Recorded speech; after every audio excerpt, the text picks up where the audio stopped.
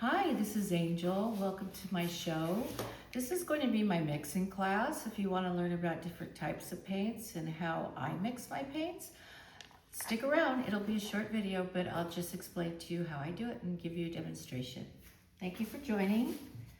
My company is Angel in the Water, and I'm a liquid artist, and I'm going to talk to you about mixing paint.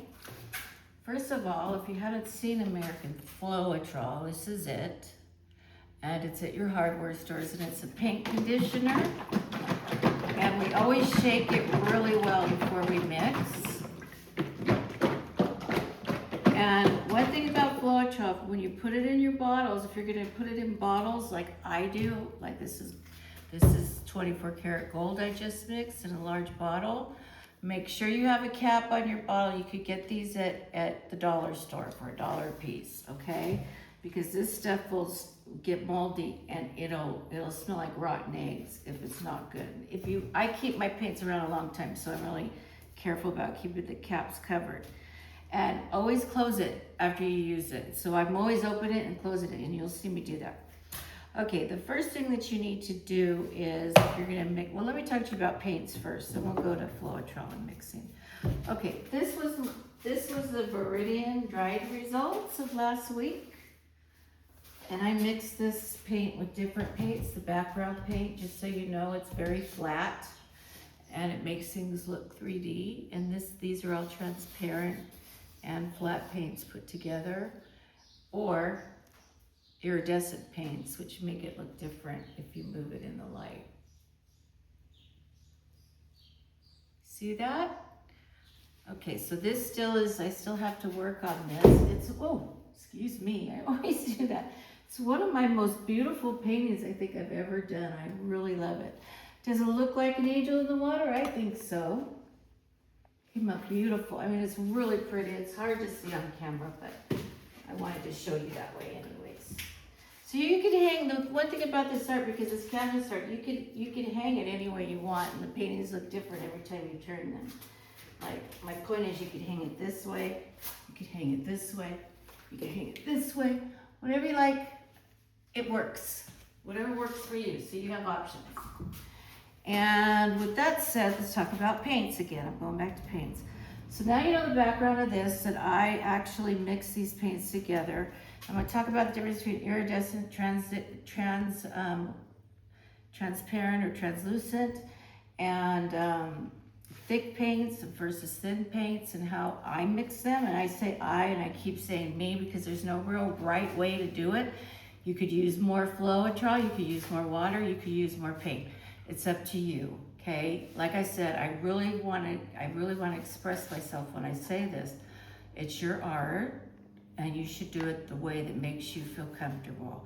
This is what makes me feel comfortable after a lot of trials and failures being self-taught. So let's talk about paints now. There's different types of paints. We'll start with, you hear me a lot of times say I use Pebeo. This is Pebeo. You see the name up here.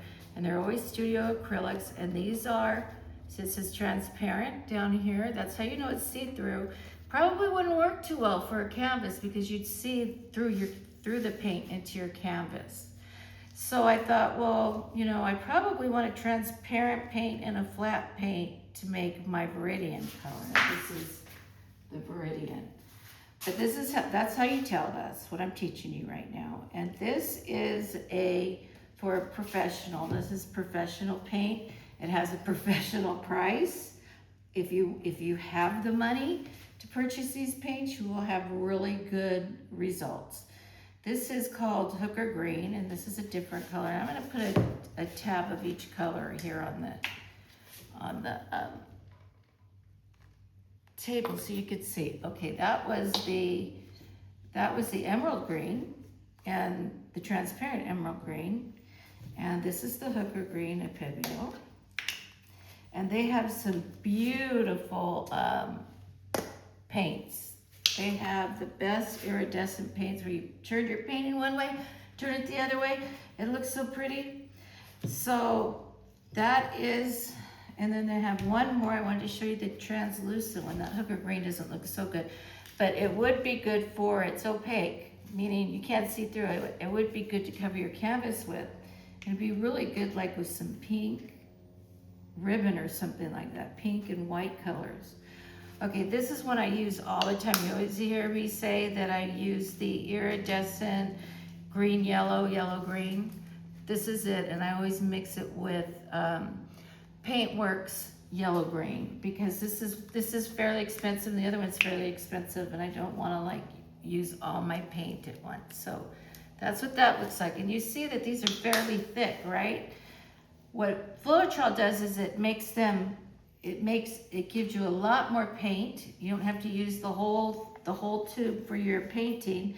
It's a conditioner, it's a thinner, and it is like the perfect consistency. And what's really important for your paintings is to have good consistency, consistent consistency across the board. That means your background and your blowout paints. So when you're doing this, it takes time to learn, and don't get frustrated, because believe me, I've had to do this and it wasn't fun. So this is another line of paint. This is Arteza. Arteza is another translucent pearl paint, and it has a pearl sheen, and it's beautiful. I mean, this paint is, all other colors are beautiful that I've used. All of the pearl colors. If you see that pearl, you see how it looks like a pearl would look? It has that sheen. This one has a sheen, that one has a sheen. I hope you could see it on camera. And this is another Arteza Pearl, Royal Purple, and I think you've seen me use this in some of my videos. I don't have too many, and that's Pearl. And these are all professional paints, okay? Meaning a professional price. Now, how did I make, no, let me go through the rest. I want to be consistent here. This is what I started out with, was Artist Loft paints and Liquitex paints. And this is a level 3 professional, so this is pretty pricey, and it's a thick paint, and it's in a tube. They make these already mixed in big jars for your background, but that's really thick. You see how much thicker that came out? It doesn't have a shine, it's completely flat. And it tells you the viscosity, meaning it'll tell you here, it shows you if it was transparent, it would be lighter and more see-through. They'd show it right on the tube. And this one, I mean, here's another kind of, yeah, this is Violet Orient, which I had a hard time saying last week, and I used this on here. This is what it looks like. It's this purple in here. You can see the purple. And this is what this looks like. And this is transparent as well. So when I have transparent paints, I try to put a little bit of opaque in them. I try to mix them together with a little bit of opaque. Now here's the thing that is the kicker. You don't only have paint, you have ink. And this is like really cheap. It's Art Amsterdam, which is a really good paint. They're not cheap when you buy them. This is what Amsterdam looks like. It's very thick. This is ink. And I think you get the most bang for your buck using inks when you start. So if you could find inks, it's really good, because you just put a couple of drops in and mix it up with some Floetrol, and you got it. That's it. You don't even need water, because these inks are watery. And this is what it looks like. I'll put some of this down here. See, it's very dark, highly pigmented, meaning there's a lot of color in it. Now here's another professional paint that I use, and you always hear me say So Flat. This is Golden brand, and every time you see Golden, believe me, it's Golden. I think this was $16 for this little bit of 4-ounce paint. But you'll see how highly pigmented it is. I don't have to use a lot of it when I mix it, and how beautiful it is. I'm not going to pour it out. It's so expensive. I'll show you. You can see me mix it. I'll mix that one for you. And I'll mix a liquid for you. And this is Blick. I use Blick a lot. They have a series paint that too is it's pretty good. I mean, the price is good, and their paints are really good, and they've been around for a long time, and you can get practically anything you need from this store. I bought so much from Blick Art Studios, and their stuff is quality. Their canvases are quality. Their paints are quality. I use a lot of this for my base paint. I get big gallons of thick white, titanium white base paint from them. But this is liquid, and this is a yellow green. It's also like an ink, but it's their kind of ink. They don't call it an ink. They call it a fluid art. Just fluid acrylic. So they're saying, well, you don't even have to mix it, but you do have to mix it because that's like a baby poo color, and it doesn't look like that when you mix it. And here's some more gold, and I use a lot of golden paints, and this is black, carbon black, and I was gonna mix that for you to show you what it's like. And then these are a must-to-have in your paint. These are deco art. They sell them in little teeny bottles, or they have the 8 fluid ounces. They are all what we call metallic paints, so they're sparkly. You see that? They're sparkly and they have sheen. So you use them with, you use them, whoop. You don't use them like that. But, get a napkin, huh? My husband's always helping me when I do a boo-boo. Thank you, dear. But that's what it looks like, and this is after it's shaken up. Make sure you shake all your paints if they're watery. So this, you really don't need a lot of water with when you mix it either, because you see how watery it is. So that's the difference with paints. Now, if you see the level 1, and if you see the level 1 and it's opaque, you know it's okay for your base. I do not recommend this base. This level 1 Artist Loft, but Artist Loft is a good paint to buy at Michael's. See the level 1? I do not recommend this because what happened was they changed the composition of how they made it. They put different chemicals in it. It used to be, I think it was 2019, it was a great base paint, or 2018. And then they changed it, switched it up on us. And so now it just eats away. You'll make this beautiful blowout. And you'll come back out to your studio and you'll go, what happened? And it's just like a blob of cells. It just eats up, and that's called eating your paint. So I would not recommend this, but I wanted to let you know that that's a base paint you could use. I do recommend titanium white Blick online for your base paints, and oxide black for your first couple of colors that you want to use. Or any flat, non-transparent base paint that they have.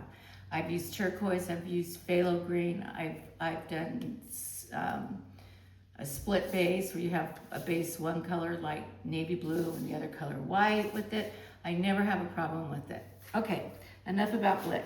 They should give me, and I don't get any points, I don't get any money for selling them, so I should, but I don't. Anyway, so let's talk about Floetrol. And why I have this I got from the dollar store. It's a strainer. Okay, so let's say I just bought this. I would shake it up really good, but see, I just used it. So if you don't shake it, you're gonna have some clear film come through with white, and you know you didn't shake it well enough. Okay, so what I'm gonna do first, and this is what it should look like. When you pour it out, it should look like this. And these are the consistencies of my paint, just like that. See the consistency of the Floetrol? I'll get a little stick and show you. Need these anyways.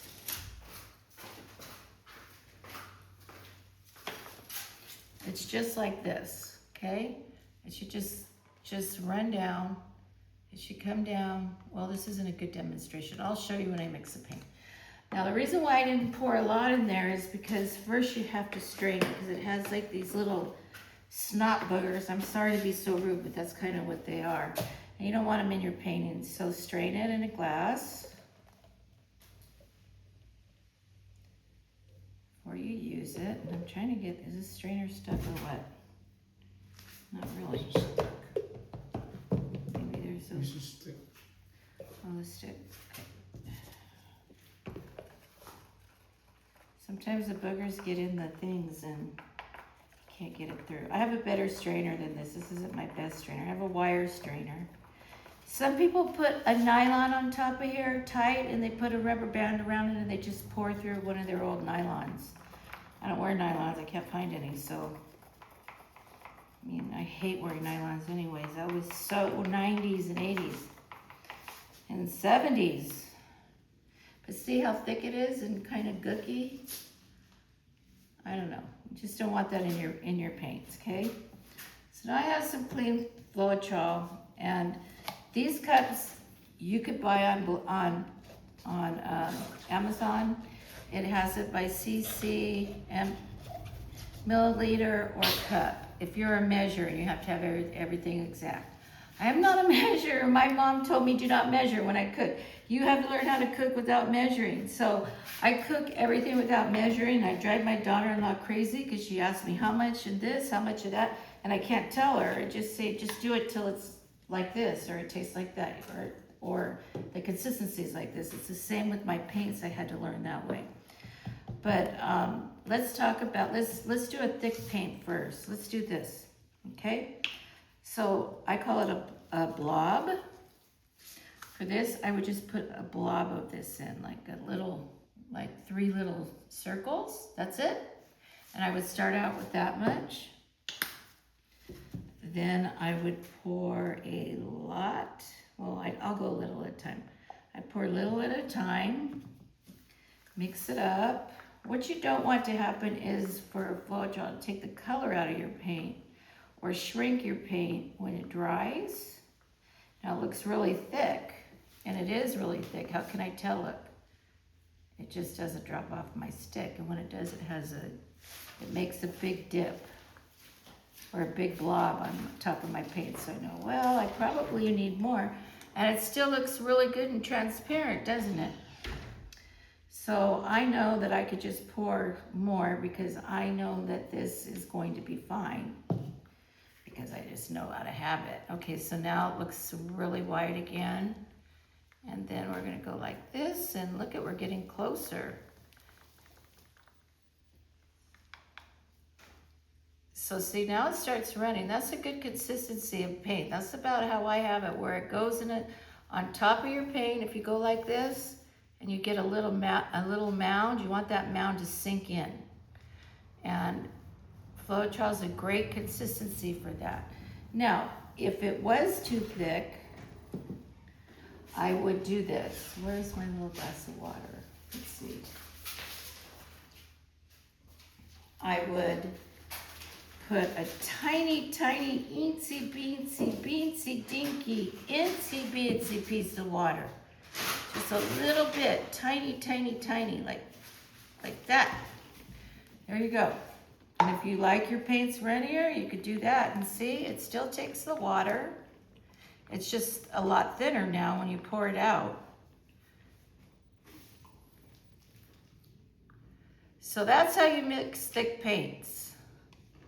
A to B, okay? Same thing. All of them are the same. And then you want them all the same way. If you put water and it runs faster, you're gonna have to test it, and I'll show you how to do that next. So that's how you mix your ribbon colors, meaning these colors, in a smaller thing. But if I'm doing my base color, I'll have a big bowl with a lip on it that you could also get at the dollar store. And it has a lip on it, and I pour way big paint and way big Floetrol and mix it all up. And then I put more water if needed. I'll try to see how thick it is with my other paints, and if they're off, I know it's my base paint. Okay, so we are going to do a mixed color now. Invert. Let's do a liquid color. Better, I want you to see how liquids work. Because these are really, like I said, they're very, very, very, you get a lot for your money. You only need a little bit. I put 3 little squirts in mine, like 3 little squirts. Now, once you're done, I could put that green in a bottle. Where's my bottle? In this bottle here, and put more Floetrol in it. And if it needed more paint, if it watered it down, I'd put more paint in it too. And I could keep going and just shaking and shaking and shaking and shaking, okay? So that's how you transfer that into that. Now, let's watch this. Now, I don't think you're gonna need any water for that, because see, it's really watery. It's super watery, so you don't want more water. Well, I don't want more water, because I don't like waters in my paint most of the time, unless they're too thick. Now this, I would probably add water in this level 3 Artist Loft yellow. It was a thick one that came out of the tube. Okay, so I put a lot of Floetrol in there. See, like I do, I do about 4 parts or 5 parts Floetrol to ink. And then watch this. This is amazing. And I think this isn't enough ink. You just keep going. Oh, there it goes. It's coming. See that? Now that's not turquoise enough for me, so I would probably put another dripper in, but the consistency is perfect. Watch this. Let me see if I got it all. I don't think I got it all. The consistency, because of the Floetrol, look at that. That's perfect, and it ends up in a little mound and goes under, and goes swimming underwater. That's how I think about it. And when you do this, it's a pain. Sometimes you don't feel like doing it, but do it in, how I get through mixing all my paints and colors, I try to put it in my mind as part of the process, and I'm going to enjoy it. But I think this needs to be more blue, so I'm just gonna, and it doesn't hurt to put more, a couple more. Can you see that, Robert? I'm putting a couple more in here. Mm-hmm. Couple more squirts, it doesn't hurt. This will probably, if you poured this into a big bowl, it would probably give you a whole big canvas worth of, and mix it with Floetrol, probably give you a whole base paint, bunch of base paint. See, now I'm mixing it up again. It's getting a little more turquoise. This is probably more my speed of turquoise. So this I would put in a bottle. I'd add more Floetrol, make sure the colors were right. If it wasn't, I'd add more and keep shaking it till I liked it. So I hope you learned something today on the mix class. Let me see if there's anything else I need to show you. These are liquids, basically.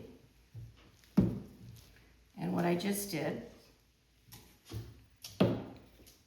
These are all of these thicker paints. And you saw there, I did it just like this. A little bit of water. A little bit, 3 bloops of paint and a little bit of water, and 3 parts, 4 parts, sometimes even 5 parts Floetrol, depending on if the color looks right for you. I think this is perfect right here. If I had a piece of paper, I'd show you how to test it. I think my husband's gonna go get me one. The one thing I need to say too is, if you get started, if you buy Deco Art Gold, 24 karat gold, and it's on the top right here. It's a beautiful paint if you want like big bloopy cells, or you want big bloopy cells of gold and you want a lot of metallics, you want a lot of shiny. Robert, can you get me that panel right there with the black and the... So let me show you how you test your paints, okay? So how you know you mix them all correctly. Yeah, that one. You put a dab here, and you put a dab here, and if you had 5 more, you put them all in a row. I need another dab, because that doesn't look as big. And then you just lift it up, and if they run, basically, they don't have to be perfect. That's pretty perfect to me, but it looks like the ink, see, it has a lot of water in it. It's way thicker than the Pebeo iridescent. So I would probably do something with the iridescent Pebeo, make it a little thinner. Just a little bit of water. I just had like 2 drops, maybe 3. And all of your paint should be lined up on a piece of paper like this, and you should be able to evaluate if your consistency is proper. Because I'm telling you, mixing your paints, consistency, and testing how your paints look together are so important. That's why I always do a test run. And speaking of a test run, after this video, if you can hand me this is still wet. I was playing around today, and I was thinking, what would a more of a beige background look like forget the orange in here. It was all, I had clouds. It was all cloudy looking, really pretty. And then I didn't do this. I just did the bottom piece because I wanted to be more like a reef. And I thought, well, you know, it should probably have some water on top. And then I tried blue and I thought it probably should have been green water instead of blue. But anyways, what I'm gonna do on a big canvas today in another video is I'm gonna teach people how to prepare the back of their canvas, how to level their canvas, how to level their tables, and how to fix things so nothing runs off and everything's beautiful. And I'm gonna pour out a base and I'm gonna do a stretch. So that's one way to learn, and it could just be all the neutral colors. Then I'm gonna do a ribbon all in these colors down here, meaning I'm gonna pour each one and blow it out and make it look like a reef. So I hope to see you then, and I hope you learned something today, and thank you for joining this video.